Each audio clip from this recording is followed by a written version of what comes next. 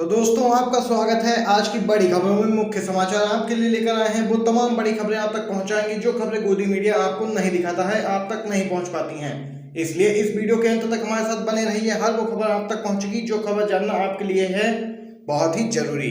भाई दोस्तों, अगर आप लोग भी कोरोना वायरस संक्रमण के फैलाव के लिए सीधे तौर पर केंद्र की मोदी सरकार की नीतियों को जिम्मेदार मानते हैं तो वीडियो को लाइक करके चैनल को सब्सक्राइब करके अपना समर्थन दर्ज करवाइए। चलिए दोस्तों, पहली बड़ी खबर जान लेते हैं। यूपी पंचायत चुनाव में बीजेपी को करारा झटका, जनता ने विधानसभा चुनाव से पहले दिखाया है ट्रेलर।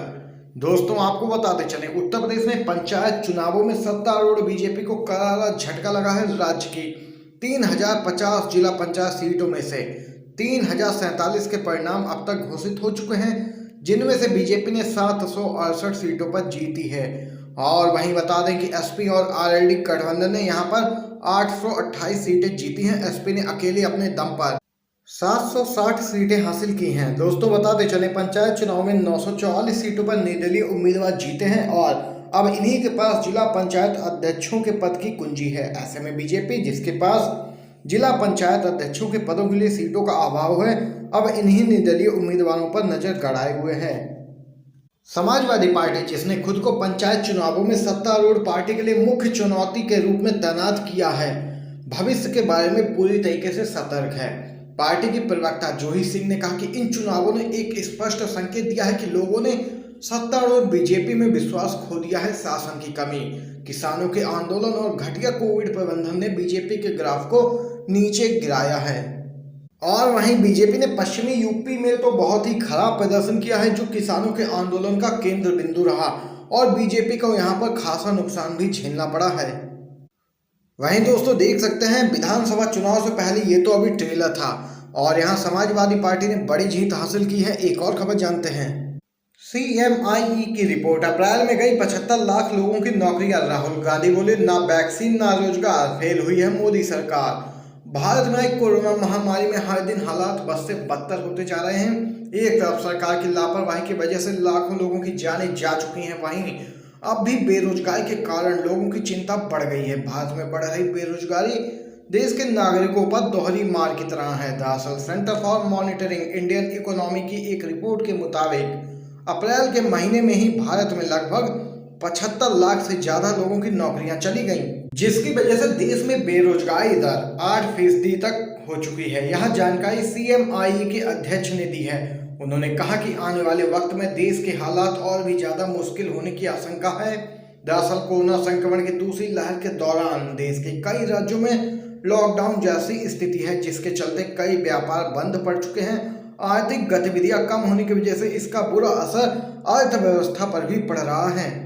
और वहीं इस खबर को शेयर करते हुए कांग्रेस नेता राहुल गांधी ने मोदी सरकार को निशाने पर लिया है। राहुल गांधी ने लिखा है कि ना वैक्सीन है ना रोजगार है, जनता झेले कोरोना की मार, बिल्कुल फेल मोदी सरकार। चलिए दोस्तों, इसी के साथ एक और बड़ी खबर जान लेते हैं। भारत को नए प्रधानमंत्री की जरूरत है, कोरोना संकट के बीच बोली है स्वरा भास्कर। दोस्तों आपको बताते चले क्या कुछ है पूरा मामला। कोरोना संकट बढ़ते देख स्वरा भास्कर मोदी सरकार पर बिफरती नजर आई। एक्टर स्वरा भास्कर ने सोशल मीडिया पर भड़कते हुए कहा कि अब भारत को नए प्रधानमंत्री की जरूरत है। कोरोना से लड़ने के कड़े इंतजाम ना होने, ऑक्सीजन की कमी, अस्पतालों में बेड की कमी की बड़ी समस्या को लेकर सोशल मीडिया पर लगातार केंद्र सरकार की आलोचना हो रही है। ऐसे में जब पत्रकार शेखर गुप्ता ने एक ट्वीट किया तो उनके उस ट्वीट का समर्थन करते हुए एक्ट्रेस ने कहा कि इंडिया को अब नए प्रधानमंत्री की जरूरत है, जब तक भारतीय अपने परिजनों को सांस के लिए हाँफते हुए नहीं देखना चाहते हैं। शेखर गुप्ता ने अपने पोस्ट में गुस्साते हुए लिखा था, मोदी को नई टीम की जरूरत है, अगर पीएमओ चाहता है कि चलता रहे, बढ़ता रहे भारत। यहाँ पर देख सकते हैं दोस्तों, लगातार केंद्र की मोदी सरकार की आलोचना हो रही है सोशल मीडिया पर। कोविड-19 के संक्रमण के फैलाव के लिए सभी लोग सीधे तौर पर प्रधानमंत्री मोदी को ही जिम्मेदार मानते हैं, क्योंकि मोदी अपनी चुनावी रैलियों में व्यस्त थे और उधर देश में कोरोना की रफ्तार भी तेज होती गई। कोरोना का हर दूसरा केस और हर चौथी मौत भारत से। प्रशांत बोले, भारत को सिर्फ सेंट्रल विस्टा की फिक्र है। जी हाँ दोस्तों, आपको बताते चलें, भारत में कोरोना के चलते लाखों लोग अपने परिजनों को खो चुके हैं। इस साल के अप्रैल महीने में महामारी की तीव्रता और सरकार की लापरवाही दोनों सबसे बड़े यहाँ पर कारण सामने निकल के आए हैं। इसी के साथ बीते एक हफ्ते में वैश्विक स्तर पर कोरोना के कारण मरने वाले हर 4 लोगों में से एक भारतीय था। WHO ने बताया कि पिछले एक हफ्ते में दुनिया भर में दर्ज हुए कोविड-19 मामलों में से लगभग आधे भारत से थे, लेकिन सरकार ने कोई भी ठोस कदम नहीं उठाया। इसका परिणाम सबके सामने है। अप्रैल महीने में ही कोरोना से मरे लोगों की लाशों का शमशानों और कब्रिस्तानों में अंबार सा लग गया। अंतर्राष्ट्रीय मीडिया में भी मोदी सरकार की आलोचना हो रही है। इसी के साथ साथ सरकार पर इमेज मैनेजमेंट के भी आरोप लग रहे हैं। सुप्रीम कोर्ट के वकील प्रशांत भूषण ने इसी पर प्रतिक्रिया देते हुए लिखा, जब ऑक्सीजन और अस्पतालों में बेड सुनिश्चित करने के लिए कोई नहीं है, सिस्टम चरमरा गया है, तब मोदी सरकार द्वारा 300 अधिकारियों को कोविड मैनेजमेंट पर अपनी इमेज सुधारने के लिए बुलाया जाता है। प्रशांत भूषण ने आगे कहा कि सरकार को लाखों मरते लोगों की कोई चिंता नहीं है। उसे केवल अपनी इमेज और सेंट्रल विस्टा में बन रहे प्रधानमंत्री के 13,500 करोड़ के नए घर की फिक्र है। चुनाव के बाद यूपी के हर गांव में रोज मौत हो रही है। योगी सरकार से बोले राकेश टिकैत की ऑक्सीजन बैंक बनाने की मांग है। भारत में कोरोना वायरस संक्रमण के सबसे अधिक मामले 10 राज्यों से सामने निकल के आ रहे हैं, जिसमें यूपी भी शामिल है। लगातार कई दिनों से राज्य में 20,000 से अधिक कोविड के नए मामले दर्ज हो रहे हैं। राज्य में कोविड कर्फ्यू लगाया गया है, जो फिलहाल 10 मई तक जारी रहेगा, लेकिन इससे भी खासा असर नहीं पड़ा है। अन्य राज्यों की तरह ही यूपी में ऑक्सीजन, हॉस्पिटल बेड्स और जरूरी दवाइयों की भारी किल्लत की खबरें सामने आ रही हैं। इस स्थिति पर भारतीय किसान यूनियन के प्रवक्ता और किसान नेता राकेश टिकैत ने योगी आदित्यनाथ सरकार से कहा है कि राज्य में तहसील स्तर पर ऑक्सीजन बैंक बनाए जाने की जरूरत है। देख सकते हैं राकेश टिकैत ने यहाँ पर मांग की है ऑक्सीजन बैंक बनाए जाने की उत्तर प्रदेश की योगी सरकार से। चलिए दोस्तों, एक और खबर जानते हैं। बंगाल हिंसा पर ममता बनर्जी का पलटवार, बोले जहां भाजपा जीती वहीं हो रही है हिंसा, फैला रहे हैं फेक वीडियो। पश्चिम बंगाल की मुख्यमंत्री ममता बनर्जी ने कहा कि राज्य में हिंसा की किसी भी घटना को किसी भी तरीके से बर्दाश्त नहीं किया जा सकता है। जिन जगहों पर बीजेपी ने जीत दर्ज की है वहां गड़बड़ी ज्यादा है। बीजेपी पुराने वीडियो के जरिए फर्जी घटनाओं के बारे में बता रही है। ममता बनर्जी ने कहा कि सभी राजनीतिक दलों से मेरी अपील है कि इसे रोकें। आप सभी ने चुनाव के दौरान बहुत कुछ किया है, बंगाल एकता की जगह है।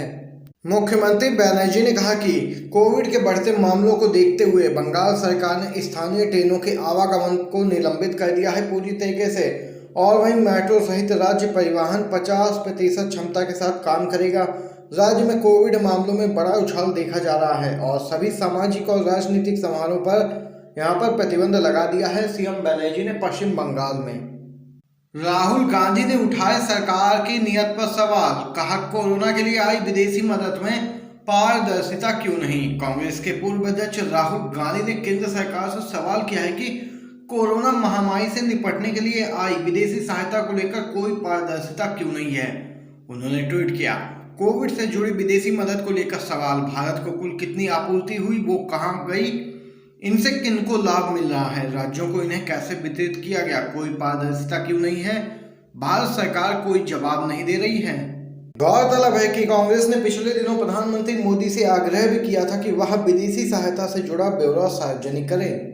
तो देख सकते हैं दोस्तों, राहुल गांधी ने एक बार फिर से मोदी सरकार की नीयत पर सवाल उठा दिए हैं।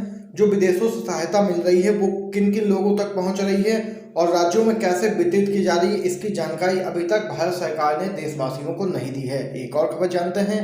यूपी पंचायत चुनाव में जीते लोगों को धमका रही है बीजेपी। अखिलेश ने जनमत हरण की साजिश का लगाया है आरोप। समाजवादी पार्टी के राष्ट्रीय अध्यक्ष और पूर्व सीएम अखिलेश यादव ने बीजेपी पर पंचायत चुनाव में जीते सदस्यों को धमकाने का आरोप लगाया है। उन्होंने कहा कि पंचायत चुनाव में बुरी तरीके से परास्त होने के बाद बीजेपी लोकतांत्रिक प्रणाली के विरुद्ध षड्यंत्र करने से बाज नहीं आ रही है। निर्वाचित सदस्यों को डराना, धमकाना और प्रलोभन के जरिए सत्ता का दुरुपयोग करना यहाँ पर बीजेपी की कुठित मानसिकता का सीधे तौर पर इशारा करता है। और अखिलेश यादव ने कोरोना को लेकर भी बीजेपी पर हमला बोला। उन्होंने कहा कि इतना वक्त मिलने पर भी अस्पतालों में ऑक्सीजन बेड, इलाज और टीकों की कमी से मौत हो रही है। सच तो यह है कि बीजेपी सरकार के कार्यकाल में समाज के हर वर्ग को परेशानी और प्रताड़ना मिल रही है। बीजेपी सांसद तेजस्वी सूर्या का कर्नाटका सरकार पर गंभीर आरोप, रिश्वत लेकर मरीजों को दिए जा रहे हैं बेड। दोस्तों, आपको बताते चलें, कोरोना संकट के बीच कर्नाटक की बीजेपी सरकार पर अब बीजेपी के ही नेताओं ने सवाल खड़े कर दिए हैं। दरअसल बेंगलुरु दक्षिण से बीजेपी के सांसद तेजस्वी सूर्या ने सीएम बीएस येदियुरप्पा की सरकार पर गंभीर आरोप लगाए हैं। उन्होंने कहा है कि राज्य के अंदर कोरोना से बहुत ज्यादा हालात खराब हो गए हैं। अस्पतालों में मरीजों के लिए बेड का इंतजाम नहीं है और इतना ही नहीं, प्रशासन के द्वारा बेड दिलाने के लिए रिश्वत भी ली जा रही है। देख सकते हैं बीएस येदियुरप्पा सरकार पर इससे पहले भी भ्रष्टाचार के आरोप लगते रहे हैं। अब तो बीजेपी के नेता, सांसद और विधायक ही येदियुरप्पा सरकार को लगातार घेरते हुए नजर आ रहे हैं। दोस्तों, आज की बड़ी खबरें और मुख्य समाचार आप लोगों ने जाने हैं HLI न्यूज पर। अगर ये वीडियो आपको